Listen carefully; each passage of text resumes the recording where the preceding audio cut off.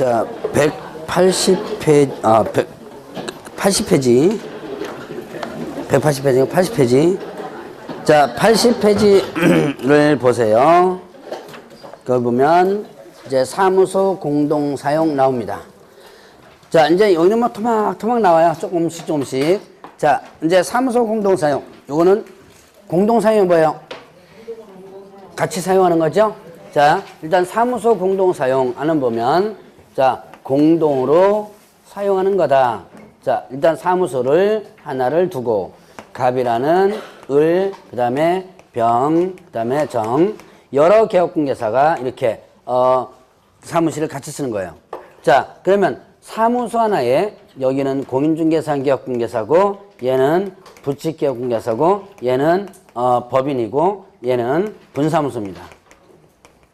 이렇게 여러 개업공개 사무소를 같이 쓴다. 지금 사무실을 같이 쓰는 목적이 뭐다? 예, 비용 절감이죠. 자, 경비 절감이에요. 그게 근본적 목적입니다. 그리고 또 이제 이거는 영세한 개업공개사를 위해서 나오는 부분이에요. 지금 여러분들 저기 그 법원 앞에 가면 변호사 사무실들이 많은데 거기에 법률합동사무소라는 게 있어요. 합동사무소라는 걸 여러분들이 많이 들어보셨죠? 자, 그 개념으로 여러분들 같이 보시면 됩니다. 옛날에도 지금 이렇게 공동사용으로 했지만 옛날에 중개사법에는 합동사무소라는 표현을 옛날에 썼었어요. 자, 그러면 이렇게 사무실을 같이 쓰는 목적이 하나의 경비절감인데, 그런데 여러분들 교재에서는 경비절감이라는 문구는 하나도 안 나옵니다. 그럼 좀 거창하게 나오죠? 뭐라고 나와요? 업무의 효율적 수행. 자, 그래서 이거는 공동사용 목적은 좀 거창하죠? 업무의 효율적 수행을 위하여 이렇게 됐습니다. 자, 업무의 효율적 수행을 위하여 사무소를 공동으로 사용할 수 있다라고 나옵니다. 그러면 이제 이렇게 공동으로 사용하는데 어떤 방법으로 사용하냐면, 사무소를 일단 구해놓고 이쪽으로 뭐 하는 방법? 등록을 하는 방법이 있어요. 그 다음에 사무소를 이쪽 구해놓고 이쪽으로 사무실을 이전하는 방법이 있죠. 이게 사무실 이쪽에 이걸 옮기는 거죠. 이런 식으로 해서 같이 쓰는 방법이 있다. 이게 여러분들이 사무소를 공동 사용하는 것도 상당히 괜찮아요. 제가 예전에, 지금은 이제 지방이 안 내려가지만 예전에 울산에 내려간 적이 있었어요. 지금 여러분 선생님들도 아마 지방 내려간 선생님들 좀 있을 거예요, 아마. 근데 울산에를 내려갔는데 그 울산에 희한한 사무소가 하나 있더라고요. 2층으로 된 건물에 몽창 다 중개사무소였어요. 건물주가 공동사용 목적으로 해가지고 아예 거기는 중개사무소 한 30개 정도 되는데 한 사무실에 30개 정도 해서 칸막이 칸막이 해놓고, 그러니까 그걸 목적으로 아예 그 임대를 하더라고 보니까. 그렇게 하는 데도 있더라고요. 자, 아니면 또 개인적으로라도 이렇게 공동으로 하는 경우 많아요. 근데 개인적으로 이렇게 사무실을 같이 쓰면 마음에 맞아야지면 되고요. 마음에 안 맞으면 허구한 날 싸우다가 볼일 다 봅니다. 특히 여자분들 요만한 거 갖고 많이 싸우더만요. 출근하는 거 갖고 싸우기도 하고요. 뭐 나는 뭐 아침 몇 시부터 맨날 출근하는데 얘는 뭐 30분 늦는 날부터 시작해가지고, 나는 뭐 맨날 청소하는데 얘는 청소 안 한다는 날부터 시작해가지고 아주 사소한 것부터, 뭐 그게 당사자한테는 중요한 게 될 수도 있죠. 어쨌든 이렇게 싸우면 결국 오래 못 가요. 정말 마음에 드는 사람끼리 같이 하면 괜찮은데, 다만 또 하나 또 조심할 것은 이 업종이 좀 달라야지만 좀 오래 갑니다. 자, 얘는 예를 들어서 주택 전문, 얘는 뭐 상가 전문, 얘는 토지 전문, 이렇게 해야지만 서로 상호 보완이 가능해요. 만약에 주택 전문 이러면요, 나중에 물건 갖고 싸웁니다. 누가 뭐 내가 먼저 했다 뭐 이런 거. 특히 이제 개인적으로 작업해서 하는 건 괜찮은데, 뭐 실무상에서 워킹 손님이라고 많이 해요. 뭡니까, 이게 길거리 왔다가 들어온 손님들, 그 사람은 이제 누가 잡느냐 뭐 이런 것부터 해가지고 싸우기도 합니다. 그래서 일단은 좀 업종이 좀 달라야지만 좀 오래 가요. 어쨌든 이거는 상당히 이거 순기능적이 좀 많아요. 잘 하시면. 자, 어쨌든 이렇게 사무실 이런 식으로다가 공동으로 사용을 쓰는데, 사무실만 같이 쓸 뿐, 자, 의무와 어떻게 돼요? 의무와 그 다음에 책임은 각각 개별적입니다. 뭐만 같이 쓰는 거예요? 사무실만 같이 쓰는 거죠. 사무실만 같이 쓸 뿐, 의무와 책임은 각각 개별적이다. 자, 그러면 이제 이때 이렇게 사무실을 공동으로 사용하지 못하는 경우도 있어요. 어떤 경우냐? 자, 개업공개사가 업무정지를 받았습니다. 자, 예를 들어서 자 여기에 갑이라는 개업공개사가 업무정지 받았어요. 업무정지, 소위 뭐하는 거죠? 영업정지죠? 그럼 이 사무소는 일정 기간 동안 뭐를 못해요? 일정 기간 동안 예, 영업을 못하죠. 근데 영업할 수 있는 방법이 뭐냐? 자, 옛날에 이 갑이 을에게 야 우리 사무소에 들어와라 그래가지고 을이 이 사무소에 개설 등록을 합니다. 그러면 갑은 일을 못해도 누가 일을 할 수 있어요? 을은 이 사무소에서 일을 할 수 있죠. 자, 그러면 결국 갑이 이제 뒤에서 조정하기도 하죠. 그래서 이거를 막기 위해서 자 이렇게 업무정지 받은 개업공개사한테 얘가 들어와서 사무소 공동사용을 못하도록 해놨어요. 이제는 막아놨습니다. 이게 불과 한 5년 전까지는 이게 했었어요. 그래서 저도 방법 이거 어떻게 하면 좋겠냐 그러면 이 방법 알려주고 했었어요. 근데 이게 중개사법의 구멍이었습니다. 각 법에 보면 그 개구멍들이 조금씩 있거든요. 예, 그 개구멍이 5년 전에 막혔습니다. 이게 바로 이제는 이렇게 업무정지 받은 개업공개사는 다시 일단 이쪽 새로운 개업공개사와 같이 사무소를 공동으로 사용할 수 없다. 그러면 갑이 또 어떻게 해요? 을 사무소로 옮길 수도 없는 거죠. 업무정지 받았다면 이런 식으로 자 업무정지 받은 개업공개사는 어떻게 한다? 사무실을 공동으로 사용할 수 없더라. 자 그래서 이렇게 일단 사무소 공동사용은 이렇게 한번 정리를 해봅니다. 자 그러면 이제 그 다음에 나오는 것이 뭐예요? 인장 등록 부분이죠. 자 인장 등록 부분. 자 인장이 뭐예요? 도장이죠. 자 그래서 자 인장을 만다 등록을 한다. 그리고 인장을 등록한 다음에 등록된 인장을 사무소에서 사용을 해줘야지만 됩니다. 이거는 뭐 때문에 한 것이다?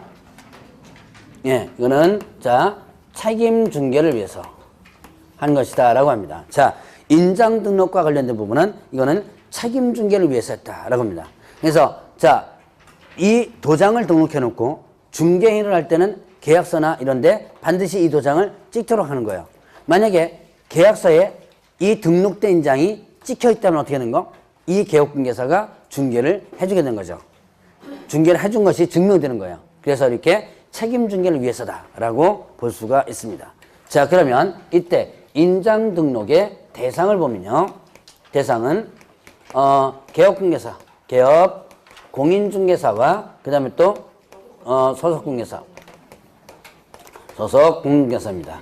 그래서 개업공개사와 소속공개사가 뭐가 된다? 일단은 인장 등록의 대상이 된다. 개업공개사는 누구예요? 소위 말하는 사장이죠. 네, 사장이니까 당연히 어떻게 돼요? 당연히 등록을 해야죠. 자, 그러면 소속공개사는 뭐다? 네, 직원이죠. 근데 얘는 왜 인장 등록 의무가 있어요? 이유. 중개 업무를 직접 어떻게 돼요? 수행할 수 있죠. 중개 업무를 직접 수행할 수 있습니다. 그럼 중개 업무를 수행하다 하면 이제 이거는 다음 주에 배울 거예요. 중개 업무를 수행하다 보면 계약서와 거래계약서와 그 다음에 확인설명서에 서명 및 날인을 하도록 의무하고 있어요. 그러면 이렇게 서명 및 날인을 하려면 도장이 필요하겠죠. 그래서 얘도 마찬가지로 인장 등록을 해줘야 돼요. 그러면 인장 등록의 시기는 어떻다? 시기는 이거는 일단 업무 개시 전, 업무 개시 전까지. 자, 인장 등록은 언제까지 해야 한다? 업무 개시 전까지 한다. 자, 인장 등록은 업무 개시 전 해야 되는데, 자, 근데 예외가 있어요. 개업공개사는요, 등록 신청 시, 소속공개사는 고용신고시, 고용신고시, 요때 어떻게 한다? 할 수 있다 그랬어요. 자, 하여야 한다와 할 수 있다는 어떻게 해야 돼? 차이가 있죠. 하여야 한다는 반드시 해야 되는 거고, 할 수 있다는 할 수도 있고 안 할 수도 있죠. 자, 그러면 업무 개시 전까지 어떻게 한다? 하여야 한다고 됐습니다. 근데 대신 자, 등록 신청 시 뭐요? 할 수도 있고, 개업공개사는. 그러니까 이제 등록 신청할 때 어떻게 돼요? 인장 등록을 할 수도 있어요. 근데 또 소속공개사는 고용신고하셨다. 요 외외적인 규정 때문에 지금 관청에서는 인장 등록을 등록 신청 시 하도록 합니다. 등록 신청할 때 인장 좀 등록해 주세요 그래요.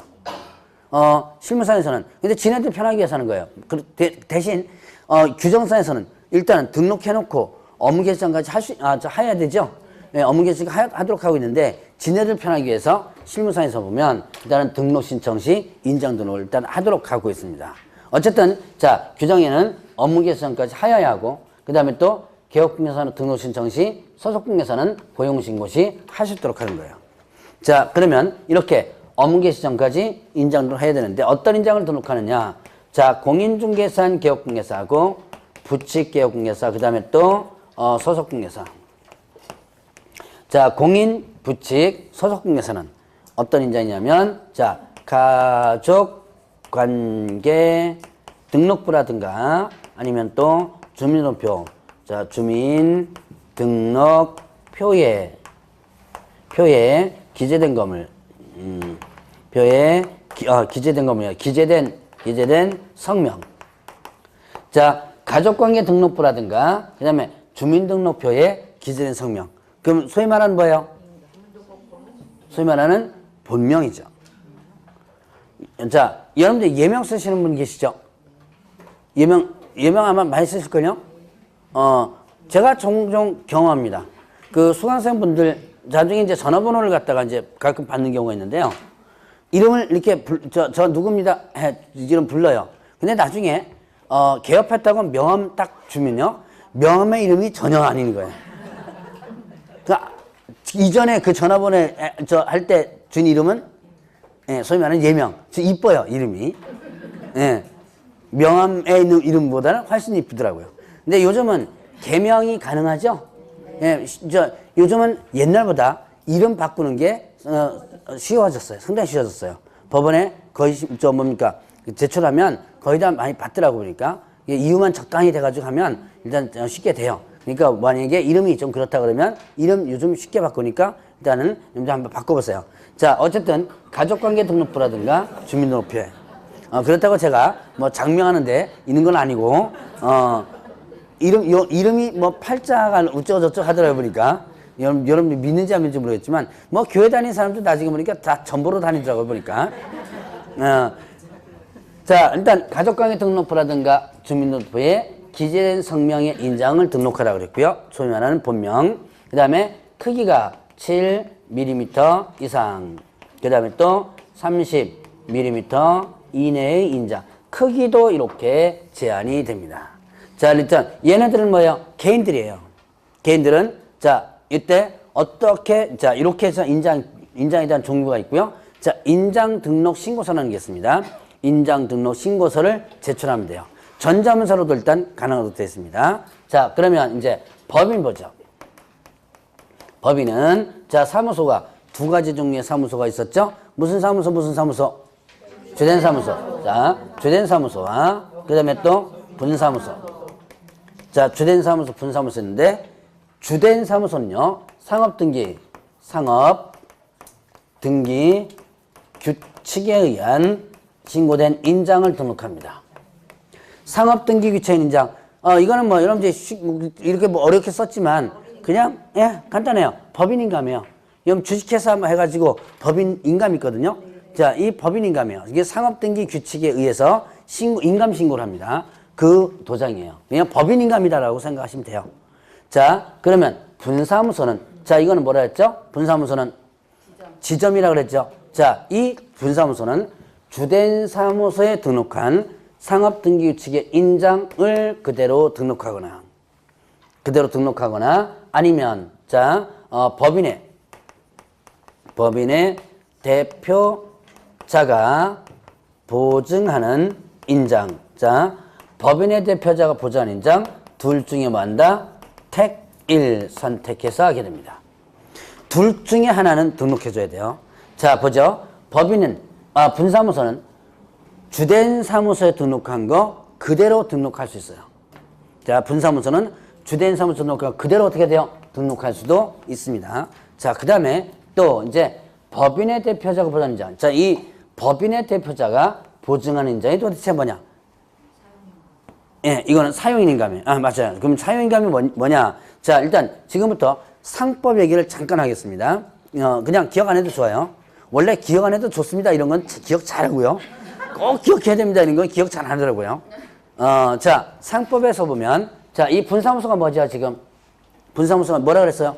지점이라고 했죠. 상법에서 보면 자 분사무소 즉 지점을 설치하면 지점 등기를 하도록 하고 있습니다. 자 상법에는 지점을 설치하면 지점 등기를 일단 하도록 하고 있어요.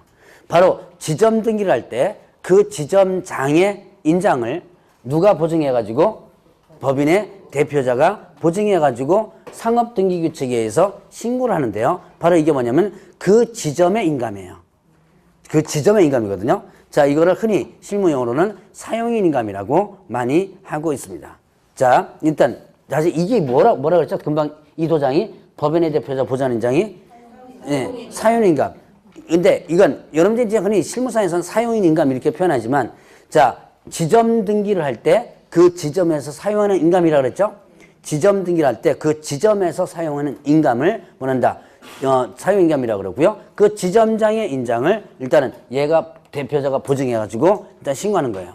그러면 자 이제 다시 중개사법 노동입니다. 자 중개사법에서 분사무소 설치할 때 지점 등기를 하라는 소리를 제가 했었나요? 안 했었나요? 바로 1시간 전에 딱 1시간 전쯤 돼 있네. 1시간 전에 이거 했었죠? 지점 등기하는 소리를 안 했죠. 자, 일단 다시 한번 보죠. 일단 사무소 구하고 그다음에 또 책임자, 공인중개사 뽑고 공인중개사 책임자 뭐 해줘야 돼요? 실무교육 받아주면 되고 그다음에 업무보증 설정하라. 제가 얘기할 것은 딱 4가지만 얘기했어요. 그럼 상법상 지점 등기를 하라 소리를 안 했거든요. 그 얘기는 중개사법에서는 분사무소를 설치했을 때 상법상 지점 등기를 안 해도 운영할 수 있어요. 자, 상법보다는 한 단계 위 법입니다. 이 중개사법이. 그러니까 안 해도 운영할 수 있는 거야. 자, 그러면 상법상 지점 등기를 안 하면 이 도장이 나와요, 안 나와요? 안 나오죠. 이 도장은 언제만 나오는 거예요? 상법상 지점 등기를 할 때만 나오는 도장이죠. 그럼 중개사법에서는 상법상 지점 등기를 안 할 수도 있죠. 그럼 안 하면 이 도장이 안 나오니까 공식적인 도장이 뭐밖에 없어요? 예, 위에 있는 거. 이거밖에 없죠? 그러니까 주된 사무소 한 것을 분사무소에 그대로 등록해야 되는 거예요. 도장 공식적인 게 이거밖에 없으니까. 무슨 얘기인지 아시겠죠? 그럼 이제 상법상 지점 등기를 하지 말라는 게 아니죠. 안 해도 된다지. 해도 되고 안 해도 되는 거예요. 하지 말라는 소리 아닙니다. 그럼 하면 어떤 도장 나와요? 이 도장 나오겠죠? 그러니까 이 도장을 등록할 수도 있는 거죠. 그래서 둘 중에 뭐 한다? 선택해서 한다라는 얘기가 이거 나옵니다. 둘 중에 하나 선택해서 반드시 해줘야 되고요. 이때 분사무소는 어떻게 돼요? 분사무소의 인장 등록은 어디서 하는 거다? 예, 주된 사무소. 자, 분사무소에 대한 모든 행정 업무는 어디서 처리한다? 주된 사무소 등록을 처리하고요. 자, 얘네들은 이 개인들은 인장 등록 신고서라는 것을 제출하는데 얘네들은 인감증명서 제출하면 돼요. 그리고 인장이 변경되죠.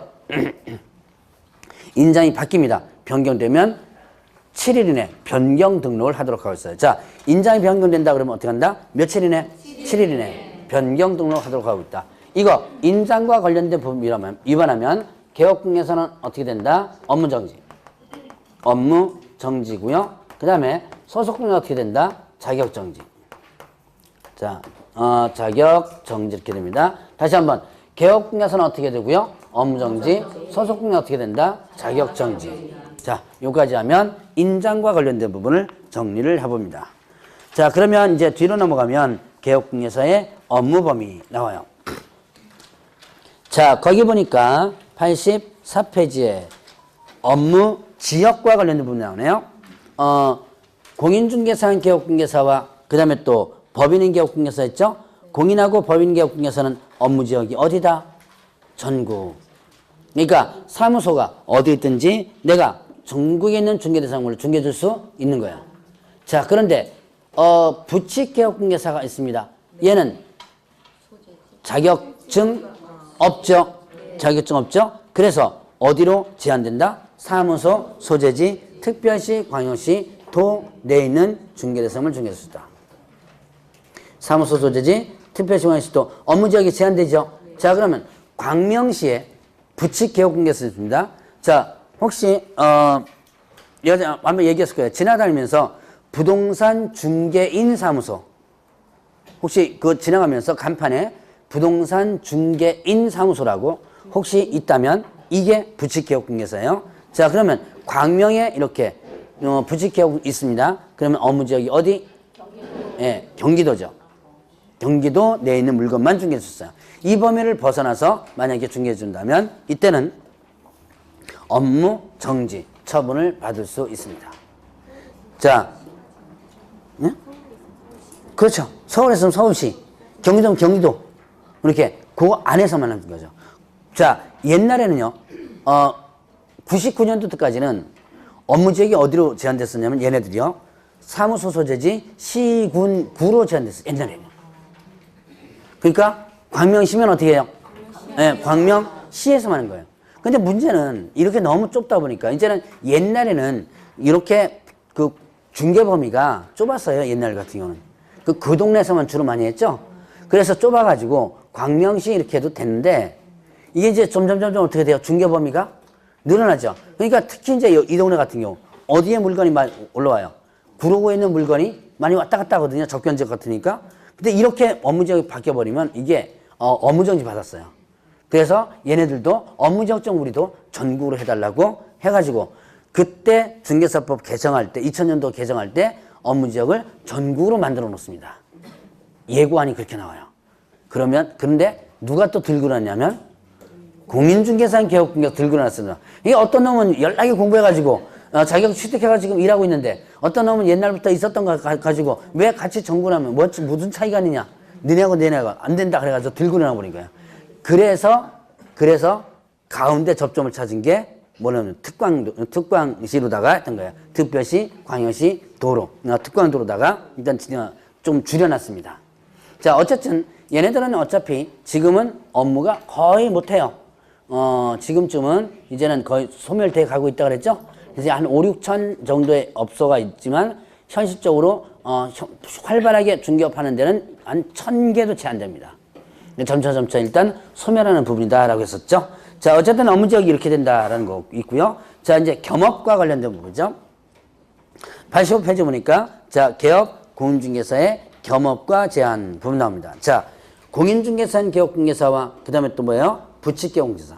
공인하고 부칙. 소위 말하는 이거를 개인인 개업공개사를 합니다. 자, 법인의 반대말이에요. 법인의 반대말로 뭐라 한다? 개인. 자, 법인의 반대말 인 그런데 우리가 이제 인하면 조금 이제 여러분들이 좀 헷갈리니까 개인이라는 게 없습니다. 그래서 실제 시험 문제도 개인인 개업공개사 이렇게 많이 표현해서 나와요. 자, 그러면 개인은 법인이 아닌 개인이죠. 법인이 아닌 개인. 그럼 뭐다?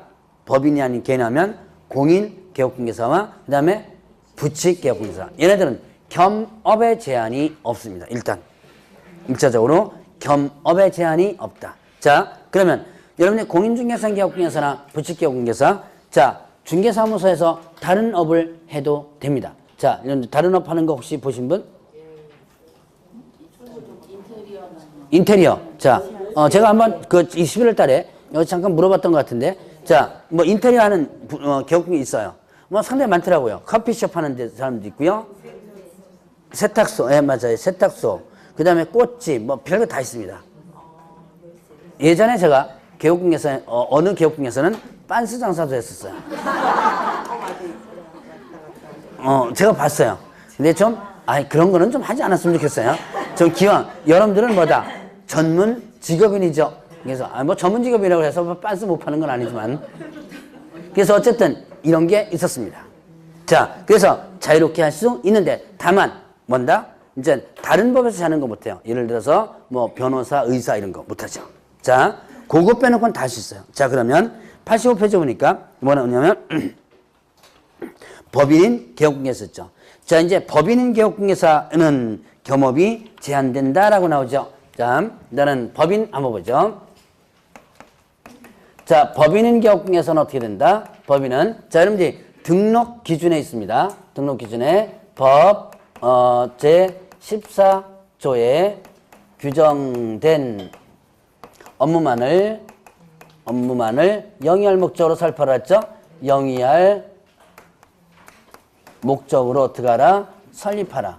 자, 이거 저번 주에 배웠던 거죠? 14조에 규정된 업무만을 영위할 목적으로 설립하라 했습니다. 이거는 자, 겸업을 금지하고 있다, 제한하고 있다? 겸업을 그러면 법인은요? 법인은 주 업무가 뭐죠? 법인은 주 업무가 부동산 중개업이죠. 그럼 부동산 중개업 외에 할 수 없나요? 네, 없어요. 그렇게 저번 주에 강의를 제가 했나요? 안 한 것 같은데. 자, 안 한 것 같은데. 자, 법인은 중개업만, 자, 여기에 만약에 이렇게 제가 만약에 여러분들 대답한 것처럼 했으면 저번 주에 어떻게 강의했을 거냐면 법인은 중개업만을 영위한 목적으로 설립할 거. 이렇게 강의했을 거예요. 여러분들 대답대로 했다면. 근데 그렇게 강의를 안 했거든요. 자, 중개업만을 영위할 목적이 아니라 14조에 규정된 업무만을 영위로 설립하고 이렇게 강의했거든요. 그러면 14조에 규정된 업무 외에는 할 수 있다 없다? 요거 외에는 할 수 없다. 근데 14조에 규정된 업무들이 있었는데 그거는 중개업 외에도 할 수 있는 업무가 있어요. 그래서 이거를 뭐라 했죠? 겸업을 뭐 한다? 이렇게 강의를 했을 거예요. 겸업을 어떻게 한다? 제한한다. 자, 겸업을 제한한다. 금지하는 것이 아니고 뭐예요? 금지하는 게 아니고 제한한다. 그래서 이거를 위반하면 일단은 상대 등록 취소 사유에 해당됩니다. 자, 위반하면 어떻게 된다? 상대 등록 취소. 자, 상대 등록 취소는 등록 취소를 어떻게 해야 돼요? 등록 취소를 할 수 있다죠. 등록 취소를 할 수 있다. 자, 그러면 14조 규정. 자, 일단 아까 뭐라 했어요? 법인은 주업이 뭐예요? 부동산 중개업이 주업이죠. 그 부동산 중개업 외에도 다른 업무를 하시는데 그 다른 업무가 총 6가지가 있는 거예요. 그게 자, 여러분들 교재에 하나씩 나오게 됩니다. 자, 일단은 86페이지에 중개업 외에 할 수 있는 업무를 보죠. 일단은 상업용 건축 및 자, 상업용 건축 및 자, 주택의 임대 관리 등 임대 관리 등 자, 이건 뭐예요? 부동산. 예, 부동산 관리를 어떻게 한다? 대행하는 업무를 할 수 있다 그랬죠. 자, 상업용 건축 및이라든가 주택의 임대 관리 등 부동산 관리 등을 할 수 있다. 자, 그러면 이때 부동산 관리를 대신해 주는 거죠. 이런 건물에 보면 여기 관리사무소가 있죠. 어디 있어요? 관리사무소가? 주차장 있는 데 있어요? 그렇구나. 자, 근데 보통 보면 이제 이런 건물 같은 관리사무소 별도로 있는 데가 있는데 어떤 건물에 보면요. 관리사무소가 없어요. 없이 1층에 있는 부동산에다가 그 관리를 맡겨두는 경우가 있습니다. 그래가지고 주로 이제 임대관리라든가 임대관리, 자, 임료 같은 거 있죠? 요즘 임료 같은 건 어떻게 돼요? 다 온라인으로다가 다 입금하죠? 그런데 이제 밀리는 경우 있죠? 그럼 쫓아가서 달라고 또 도촉해야 될 거 아니에요? 그런 것들을 이 관리하는 데서 대신 이렇게 해주는 거죠. 자, 그 다음에 어디 고장났다 그러면 그것도 이제 정리해주고, 자, 이런 것들을 어떻게 한다? 누가요? 법인인 개업공개사가 할 수 있는 거예요. 관리를 대행하는 업무를 할 수 있다. 자, 이제 이런 일을 할 수 있고, 그러면 이제 매월 대행료를 받겠죠? 자, 그 다음에 두 번째는 부동산, 자, 부동산 이용, 그 다음에 또 개발, 그리고 거래에 관한 상담. 자, 부동산 이용, 개발, 거래에 관한 상담. 이거는 소위 말하는 뭐라 그랬어요? 컨설팅. 자, 이거는 부동산 컨설팅이라고 그랬죠. 이 부동산 컨설팅. 자, 여러분들이 부동산 컨설팅 하면, 많이, 뭐를 떠올리냐면 거의 사기꾼을 많이 떠올립니다. 대표적으로 제가 아마 평창예를 잠깐 했던 것 같은데, 11월 달에, 여러분들 아마 전화 많이 올 거예요. 강원도 평창에 땅 좋은 거 있는데, 이거 한번 사보시라고, 이거 하죠? 샀어요? 평창 땅 사놓으신 분 있을걸? 분명히 있을걸? 자, 근데 문제는 뭐냐면 그 평창 땅을 그냥 쪼개가지고 완전히 팔면 나중에 하다못해 뭐 무나 배추라도 조금이라도 심을 수 있는데 그런 전화 대부분 어느 회사에서 오는 거예요? 기획부동산이라고 그러죠?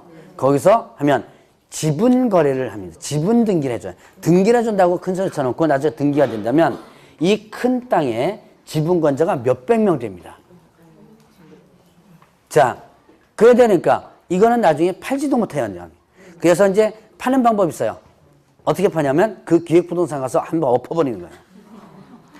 엎어버리면 혹시 그거 가지고 계신 분들 조금 등치 큰 사람들 하나 데리고 가가지고 엎어버리세요 그냥. 안 팔리는데 이거 지금 난리 치는데 그래서 그러면 거기서 사줘요 다시. 도로 사줍니다. 그 회사에서 도로 사줘요. 예, 조금 깎아서 좀 사주긴 하지만 그래도 어쨌든 사줍니다. 그런 거밖에 파는 방법은 그거밖에 없어요. 그래서 여러분들이 이런 기획부동산의 대부분이 간판에 뭐가 있냐면 부동산 컨설팅이라는 간판을 달고 있습니다. 자, 그 다음에 부동산 컨설팅이라는 또 간판이 어디냐면 여러분 시골에 가면 많아요. 시골에 읍단이나 면단위 같은 데 가면 뭐 있어요? 거기에 부동산 컨설팅이라고 딱 돼 있어요. 그래 놓고 땅, 뭐 부동산 이렇게 중개라든가 뭐 이런 거 없어요. 누가 하는 거예요, 그거? 그거 누가 하는 거죠? 예, 뭐 지역의 깡패까지는 아니고 그 지역 원주민들 주로 동네 이장 출신입니다. 동네 이장 출신이 하는 거예요. 그러니까 매물이 들어와요.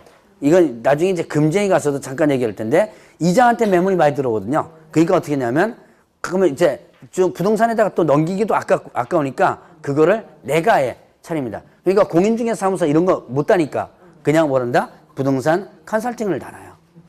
그래놓고 소위 말하는 뭘 받냐면 컨설팅료를 받습니다. 평당 10,000원. 평당 뭐 20,000원. 좀 큰 거는 소위 말하는 이게 컨설팅이에요. 그래서 여러분들이 나중에 시골 가서 땅 살 때 절대로 컨설팅 다는 간판 절대로 가지 마세요. 그거 다 완전 불법입니다, 이게. 그러다 보니까 이 컨설팅이라는 개념이 어떻게 된다? 다 사기꾼이 되어버린 거예요. 그래서 여러분들이 우리나라에서 부동산 컨설팅이라는 명함을 들고 다니면 다 사기꾼이에요. 안타까워요, 이게. 근데 사실은 이 부동산 컨설팅이 상당히 고급 직업입니다. 미국 같은 경우는요, 우리 이 컨설팅이라는 이 직업이 상위 클래스에 올라가 있는 직업이고, 제가 아마 그거 얘기했던가요? 지금 우리 미국 대통령 지금 진짜 난리치고 있죠, 왜? 예, 트럼프. 얘가 얘 출신이에요. 부동산 컨설팅. 그래서 컨설턴트라고 하거든요. 컨설팅을 해주는 사람. 컨설턴트 출신입니다. 상당히 상위 직업이에요. 우리나라와는 좀 틀리게. 어쨌든, 지금 우리나라에서는 컨설팅이라는 개념이 완전히 바닥이지만, 그래, 해요. 마트라든가 이런 대형 어떤 건물이나 이게 들어올 때는 컨설팅 과정을 거쳐서 들어옵니다. 그걸 다 누가 한다? 외국계 회사에서 다 한다 그랬죠. 그래서 이거를 여러분들이 올려놔야 되는데 당분간 올라가기 힘들 것 같아요. 어쨌든 이런 부동산 컨설팅을 한다. 누가요? 법인인 기업공개사 할 수 있다. 자, 그 다음에 또 이제 자, 개업공개사, 개업 공인중개사를 대상으로 한 중개업에 대한 경영 기법이라든가 아니면 또 경영 정보를 제공하는 업무를 할 수 있다. 자, 누굴 대상으로 한다?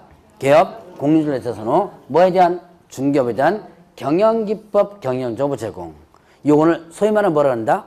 프랜차이즈. 자, 프랜차이즈 하면 이제 부동산과 관련된 프랜차이즈 뭐 있다고 그랬어요? 부동산 랜드, 부동산 뱅크 이런 것들이에요. 한때는 이 프랜차이즈가 상당히 활성화됐었습니다. 그래서 외국계 회사도 많이 들어왔었어요. 혹시 센츄리 21이라는 간판 혹시 보셨어요? 센츄리 21. 못 봤나요?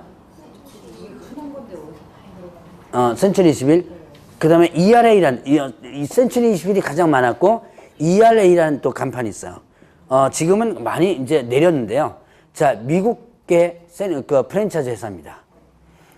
그 90년대 중반까지만 해도 센츄리 21, ERA, 미국계 프랜차이즈에 가맹하려면 그때 당시에 1,500만 원 가맹비가 있었어요. 그때 당시 1,500. 한참 이제 프랜차이즈 할 때, 그리고 이제 국산이 부동산 랜드라든가 부동산 뱅크 이런 것들 많이 들어봤던 거죠. 부동산 114 뭐 이런 것들. 이런 것들이 모두 프랜차이즈 개념인데, 자, 이제 한창 활성화됐을 때는 그 프랜차이즈 국산은 한 700만 원 정도 가맹비가. 그리고 이제 월 어떻게 돼요? 월 일정 금액을 또 이제 회사에 이제 내죠. 근데 이 프랜차이즈가 지금은 거의 문 닫았습니다. 왜 문 닫았을까요? 뭐 인터넷도 그 이유도 아니지만 자 예를 들어서 가맹비를 700만 원 주고 그 다음에 월 얼마씩 몇십만 원씩 줍니다. 그럼 뭔가가 그만큼의 대가가 있어야 되죠. 여러분들이 자 예를 들어서 뭐 제가 지금 잘 먹는 치킨집이 있습니다. 멕시칸 치킨이 있어요. 그러면 그럼 나 통닭하면 멕시칸에 가야 된다. 이런 간판에 대한 프랜차이즈의 개념이 있죠. 여러분들 프랜차이즈라는 예를 들어 먹는 것 같은 경우는 그걸 찾는 사람이 있어요. 자 부동산을 봅시다. 부동산 랜드 간판에 왔습니다. 여러분들이 그 부동산 랜드라는 간판 보고 가나요? 아니요. 아니죠. 그 프랜차이즈에 대한 신뢰도라든지 없어요. 그냥 부동산에 있으니까 가는 거지 부동산 랜드라는 프랜차이즈를 보고 가는 게 아닌 거예요. 그러다 보니까 실질적으로 프랜차이즈에 대한 대가가 별로 안 들어온 거죠. 그래서 지금 거의 문을 닫았습니다. 어쨌든 간에 이런 프랜차이즈를 누가 할 수 있다? 법인인 개업공개에서 할 수 있다. 혹시 여러분들이 부동산 서브라는 간판 혹시 보셨어요? 네. 지금은 잘 안 보이는데 한 10년 전만 해도 부동산 서브라는 간판이 좀 꽤 있었거든요. 거기에 중개법인으로서 가장 큰 중개법인에서 프랜차이즈를 회사를 해가지고 가장 키운 회사입니다. 나머지 부동산 랜드 부동산 뱅크는 중개법인이 아니에요. 일반 회사예요. 일반 회사가 프랜차이즈 하는 거고 부동산 서브가 그런 종류였었습니다. 자 이렇게 해서 이제 프랜차이즈 업종할 수 있고 그 다음에 상업용 건축 및 주택의 뭐다 분양 대행할 수 있다. 분양을 뭐한다? 대행할 수 있다 그랬습니다. 자 상업용 건축 및 주택의 분양 대행이에요. 그러면 상가 건물과 주택의 분양을 어떻게 한다? 대신해 주는 거죠. 파는 것을 대신한 겁니다. 분양 대행. 자 이거는 어떻게 된다? 자 상가 건물 여러분들이 짓죠? 그럼 분양 사무소 있죠? 그 분양팀을 누가? 개업공개사가 해가지고 할 수 있는 거예요. 주로 이제 상가 건물도 상가 건물이지만 빌라 같은 거 많이 분양하죠. 여러분들이 빌라 분양 건축주가 건축합니다. 그럼 이제 개업공개에서 넘기는 거예요. 넘겨가지고 일단 그거를 팔면 한 채당 얼마 이런 식으로 해서 받는 거예요. 한때는 빌라 분양 묻지마 투자가 있을 때 있었어요. 빌라가. 그때는 장사 되게 잘 됐었어요. 제가 한 10년 전 되는구나. 2009년도인가 10년도인가 예, 인천 부평에서 강의를 했었는데 그 부평에 수강생부 중에 하나가 이거 때문에 돈 번 사람이 있어요. 분양 때문에. 그러니까 이제 자기 말로는 지하방에서 살았대요. 이제 좀 사정이 안 좋아서 지하방에 사는데 돈을 벌 궁리를 하다가 지나가다 중개사무소를 보고 거기서 사람을 뽑으니까 가봤답니다. 그때만 이거를 하라고. 이거 이제 전담팀이 있는 거예요. 그래서 전담팀이 있는데 이거를 갖다가 하라고 해가지고 그걸 이제 죽자서 살 모양이에요. 그때는 한창 잘 됐거든요.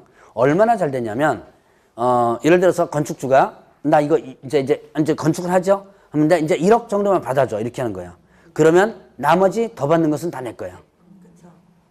1억 1,000만 원 받으면 1,000만 원 내 거, 2,000만 원 내 거. 그러면 약간 좀 눈먼 손님 같은 한 3,000만 원 더 받고요. 그래가지고 이제 세금 처리는 저쪽에다가 건축주랑 이렇게 해가지고 합의해서 해주면 다 눈 감아 주는 거니까 나는 1억만 받으면 어쩔 테니까 그래서 판매를 대행해 주는 거예요. 대행하고 그거를 이제 직원이니까 누가 나눠 가져요? 네, 사장은 나눠 갔죠? 나눠 갖는 게 내가 열심히 입으로 이렇게 해가지고 했는데 나눠 게 배 아프죠? 그러니까 어떻게 하냐? 어디 그 번 돈 갖고 집 샀답니다. 집을 사고 나서 그 번 돈 갖고 학원에 등록한 거예요. 그 명색이 자격증 가서 쟤는 어떻게 돼요? 가만히 앉아서 밥 먹잖아요. 얼마나 배 아파요 이게. 그러니까 이제 공부하겠다고 등록해가지고 했던 그런 수강생이 실제로 있었어요. 그래서 바로 이렇게 분양 대행을 할 수 있다. 자, 여러분들 나중에 보면 이거 건축주와 잘만 이렇게 매치가 되면요 꽤 벌어요 이것도. 자, 지금은 이제 뭐 1,000만 원, 2,000만 원 이렇게 아니라 한 채당 보통 200만 원, 300만 원 대행료를 일단 주게 됩니다. 자, 그 다음에 이제 다섯 번째는 뭐냐면 이사, 그 다음에 도배업에 대한 용역 알선. 자, 이사업체, 도배업체를 뭐예요? 소개시켜주는. 알선료 받는 거죠?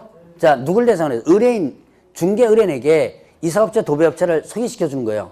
그러면 의뢰인한테는 소개비 안 받지만 누구한테 받는 거예요?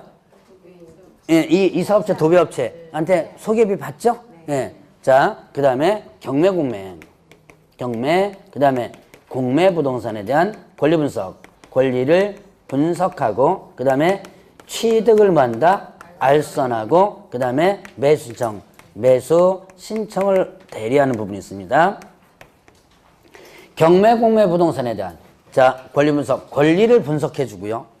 취득, 이거 네가 한번 해봐라. 취득을 알선하고 소개시켜 주는 거죠. 그 다음에 매수 신청 대리, 매수 신청, 낙찰 받는 거 있죠? 요거를 그 사람을 대신해서 위임받아서 내가 들어가서 낙찰을 받아주는 거. 여기 이제 매수 신청 대리입니다. 근데 이거는 원래 누구의 업무냐? 이게 중요합니다. 원래 이 업무는 변호사 업무예요. 변호사가 아닌 자가 이 업무를 하게 되면 이때는 변호사법 위반이 됩니다. 그래서 업권 싸움이 상당히 많이 있었어요. 개업 공인중개사 쪽에서도 경매 업무를 하겠다고 해가지고 옛날에 상당히 많이 변호사 단체와 싸웠었습니다. 옛날 얘기예요. 그러다가 막 개업공개사, 공인중개사 개업공개사 경매 권리 분석하다가 변호사법에 막 걸리고 그래요. 근데 변호사법에 걸리면요, 가만 안 놔둡니다. 판사가 징역 2개월, 징역 3개월 이렇게 때려버려요. 선고를 그렇게 합니다. 보통 징역 2개월, 3개월 선고 잘 안 해요. 그 정도면 대부분 뭐 해요? 벌금형을 선고합니다. 그런데 변호사법 위반하면 판사도 옷 벗는 순간에 뭐예요? 예, 변호사, 그러니까 지 밖으로 침범한다고 이렇게 징역 2개월, 3개월 실제로 이런 사례가 옛날에 많았었어요. 문제는 징역 2개월 선고받은 것과 변호사법 위반해서 벌금을 선고받는 게 달라요. 엄청나게 중개사, 개업공개 다릅니다. 엄청나 차이가 나는 게 뭐냐? 바로 저번 주에 배운 거예요. 네, 맞아요. 금고 이상의 실형을 선고받죠. 그러면 끝나고 나서 몇 년간? 3년간. 그런데 벌금형 받으면 다른 법위원회에서 벌금형은 결격 사유가 아니죠. 그러니까 얘네들이 업권 싸움이 옛날부터 계속 있었는데 얘네들이 알아요, 중개사법을. 그러니까 아예 변호사법에 의해서 벌금형을 선고 안 하고 한 건이라도 만약에 했다 그러면 벌금형 선고 안 하고 징역 2개월, 3개월로다가 해버리는 거예요. 그러면 졸지에 뭐에 해당돼요? 결격사에 해당되죠. 그래서 등록 취소돼버리고. 그러니까 너네들 하지 말라는 얘기예요. 그러다 업권 싸움이 일어나다가 결국은 이제 2006년도 때 일정 부분의 내용을 받아줍니다. 변호사와 법무부에서 협상 엄청나게 하고요. 밤새 협상하고 난리 쳤었어요. 그거 나중에 보면 요 매수 신청 대리 업무를 할 때는 대법원 규칙을 적용해야 되는데 여러분들 교재 맨 뒤에 보면 경매와 관련된 대법원 규칙이 있어요. 안 펴도 돼요. 피지 마시고 그냥 있다라고만 그냥 듣고 넘어가세요. 굳이 확인할 필요도 없고 그 대법원 규칙에 보면 업무 범위가 이렇게 정해져 있는데 되게 적어요. 적는데 어쨌든 그거 때문에 그거 받으려고 할 때 싸운 거예요. 어쨌든. 그래서 일정 부분을 중개사법에서 할 수 있도록 해놓은 게 요겁니다. 그러면 이 업무는 누구는 못하냐면 부칙 개업공개사는 못해요. 부칙 개업공개사는 왜 못해요? 얘는 뭐가 없다? 자격증이 없어. 예. 그래서 자격증 없어서 부칙은 못하고 공인하고 법인만 할 수 있습니다. 자, 그러면 이제 요것이 6가지가 소위 말하는 뭐예요? 법인이 할 수 있는 뭐죠? 경험이죠. 자, 6가지 다 기억을 해놔야 되는데 지금은 뭐를 기억하느냐? 자, 이거는 뭐다? 겸업이다. 그럼 이거는 중개업 이해 아니에요? 중개업이 아니죠. 이건 뭐라 그랬죠? 예. 법인인 개업공개사의 본업이 뭐예요? 본업이 중개업이죠. 근데 이거는 뭐다? 겸업이죠. 그러면 이때 이거 할 때 공인중개사법이 적용될까요? 안 될까요? 안 돼요. 그렇죠. 자, 첫 번째 주에 제가 중개라는 용어의 정의를 하면서 이 법상의 중개는 중개 대상으로 대한 알선이라고 했죠? 그거 외에는 중개사법 적용 안 된다. 이 법상 중개가 아니니까 이거는 중개사법이 적용되지 않는다라고 큰 틀로 다 여러분 기억해 놓으세요. 자, 그것만 하면 여러분이 성공한 겁니다. 이 6가지는 순차적으로 다 나중에 기억해야 될 거예요, 아마. 자, 그러면 이제 그 뒤로 넘어가면 뭐가 나오냐면 개시 의무가 나와요. 개시 의무. 개시가 뭐예요? 개시 걸어두는 거죠. 자, 개시 걸어두는 거. 사무실에 보기 쉬운 곳에 걸어두라 그랬습니다. 뭐를요? 자, 등록증, 등록증, 원본, 그 다음에 또 자격증, 원본 있습니다. 자, 그 다음에 중개 보수 요율표와 요율표 한적표와 그 다음에 또 뭐가 있냐면 업무 보증 설정 서류. 업무 보증 설정 서류. 자, 네 가지를 걸어두라. 사무실 보이신 곳에. 자, 등록증 뭐예요? 원본. 자격증 원본. 원본 걸어둬야 돼요. 등록증 대신에 분사무소는 뭘까요? 분사무소 설치, 신고, 필증이죠. 자, 자격증은 누구 것까지 걸어두냐면 소속 공인중개사 것까지 걸어둬야 돼요. 자, 소속 공개사 자격증을 누가? 개업 공인중개사가 걸어둬야지만 됩니다. 자, 그 다음에 보수 요율표 한적표와 업무 설정 서류가 있습니다. 원본이 두 가지가 있다는 걸 좀 기억을 해놓고요. 이거 하나라도 안 걸어두면 100만 원 이하의 과태료예요. 자, 중개사무소 가면 다 걸려져 있죠? 네, 다 걸려져 있어요. 근데 지금은 거의 걸려져 있는데 예전에는 잘 안 걸어두는 게 있어요. 뭘까요? 요율표. 자격증은 당연히 걸어두죠. 자랑스럽게. 딴 거 걸어두잖아요. 근데 잘 안 걸어두는 게 뭐냐면 요율표예요. 요율표는 일단 여러분들이 옛날에 잘 안 걸어뒀어요. 이게 어떻게 하느냐?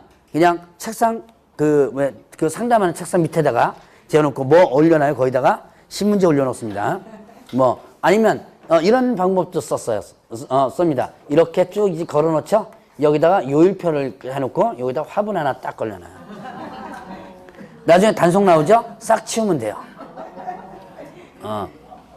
이제 지금 그래도 요율표는 여러분들이 중개부서 요율표는 다 알고 있어요, 이제는. 요즘은. 그러니까, 예, 인터넷에 다 나오죠? 예. 그러니까, 뭐, 여러분들이 지금은 그렇게 많이, 근데 아직도 시골 쪽은요, 아직도 멀었어요. 제가 이제 시골 쪽에 가서 이렇게 이 중개 주는 걸 이렇게 보면 아직도 뭐 중개보수 3배, 4배 받는 게 수두룩하고요. 왜냐면 그 인증 작업이라고 작업하는 게 좀 있거든요. 뭐 그런 거부터 시작해가지고 되게 많아요, 어쨌든. 근데 아직 도시에서는 이미 다 이제 요율이 이제 다 이제 밝혀졌죠, 뭐 어쨌든. 자, 하나라도 안 그러면 어떻게 된다? 100만 원 이하의 과태료. 자, 그럼 이제 휴업과 관련된 부분이죠.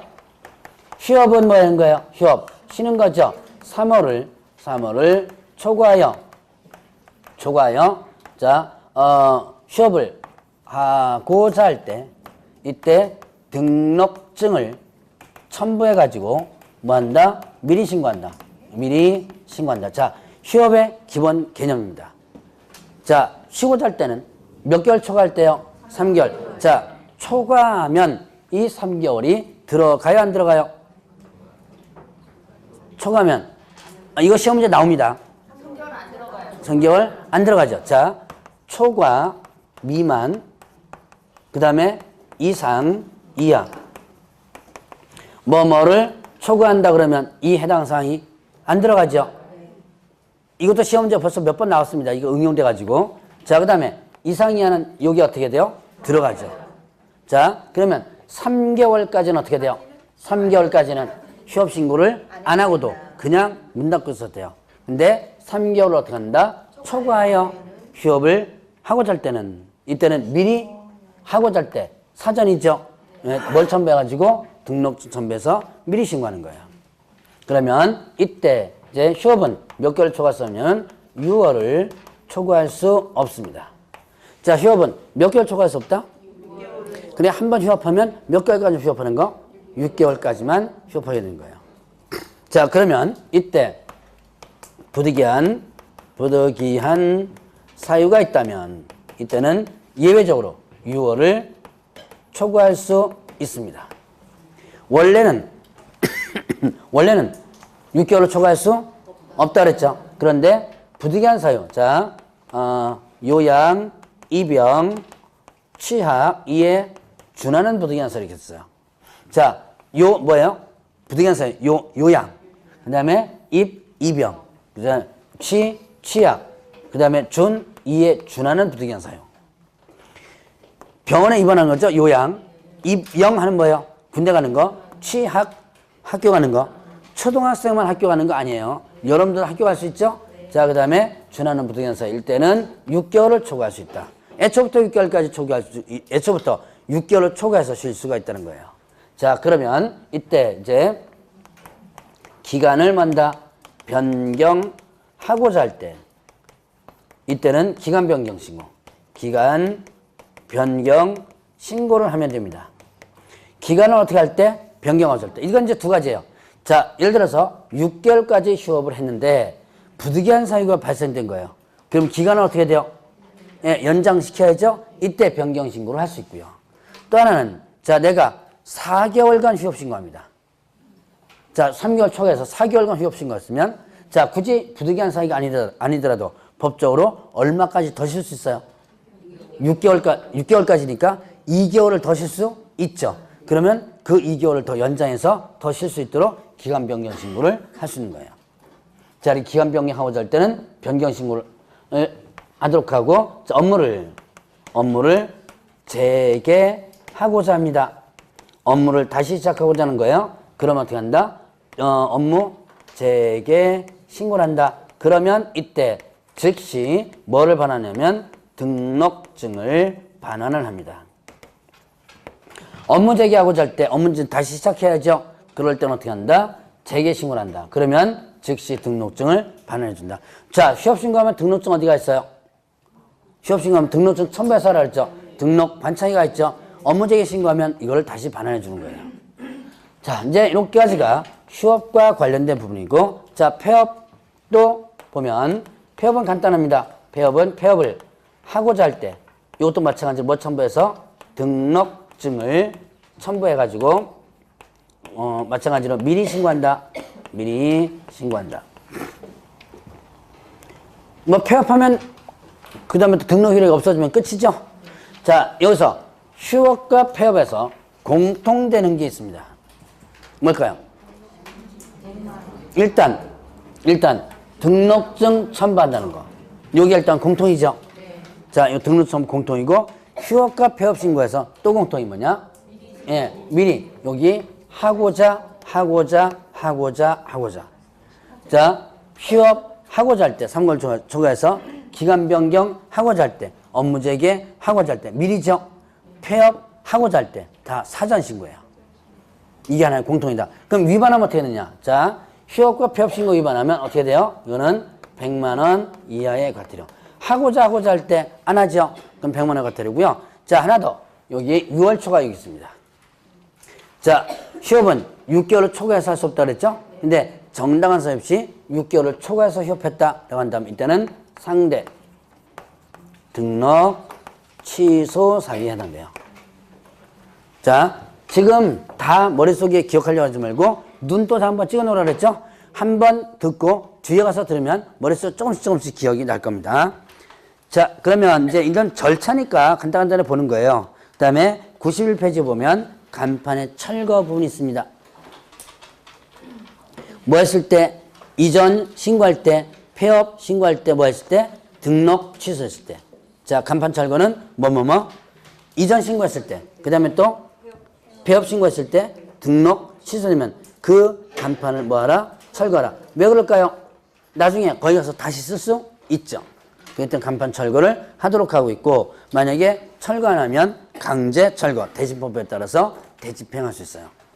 자, 간판 철거 부분 이것도 시험 문제 종종 나오는 거예요. 자, 그러면 이제 좀 이따가 90페이지에 중개계약 부분 들어갑니다.